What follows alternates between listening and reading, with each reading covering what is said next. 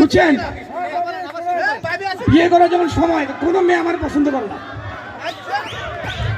কুৎসিত কথা কাটতো, কুৎসিত কথা কাটতো, সেদিনে পছন্দ করে না।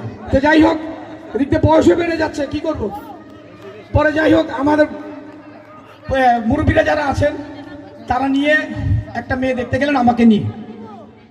তো দেখার পরে মেয়ে ভরা মজলিসের মধ্যে বলে ফেললো যে দেখেন আপনাদের ছেলেকে আমার পছন্দ না, এই ছেলে দিয়ে আমার চলবে না। কে বললো? মেয়ে স্বয়ং বলে ফেলছে, বিয়ের কন্যা বলে ফেলছে। তখন আমার বাবা মেয়ের কন্যাই বললো, মেয়ের কন্যাই বলেছে। হ্যাঁ, মেয়ের কন্যা না, মায়ের কন্যা, মায়ের কন্যা।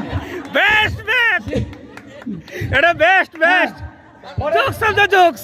পরে আমার বাবা দুঃখ করে বলে কি জানেন, তো মা গো, এটা বেস্ট অফ দ্য বেস্ট। তোমার যেমনি ছেলে পছন্দ হয় না, এই ছেলেটা আমারও পছন্দ হয় না। তো কোনে পক্ষে বলে তাহলে আসছেন কেন আপনারা? বলে কি করবো ভাই, নিজের ছেলে তো ফেলতে পারি না। আমার বাবা খুব করুণ করে বসে যে নিজের ছেলে তো ফেলতে পারি না, তাই আসলাম আর কি, যদি কন্যার পক্ষ আপনারা রাজি হন, ছেলেটার একটা বিয়ের গতি করতে পারি। তো এই শুনে টুনে আমার বউ হবু বউ যিনি, উনি খুব প্লিজ হয়ে রাজি হয়ে গেলেন। আল্লাহর রহমতে আমাদের বিয়ে হয়ে গেল। মারহাবা মারহাবা।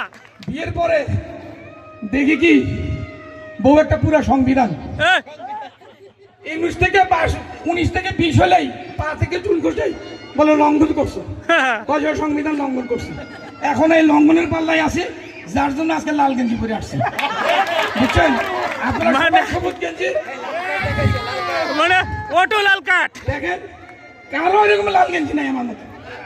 এই লাল গেঞ্জি পরার রহস্য হইল ওই সংবিধানের লঙ্ঘনের মধ্যে আছে। এটা বেস্ট, এটা বেস্ট, এটা বেস্ট। অনেক মজা।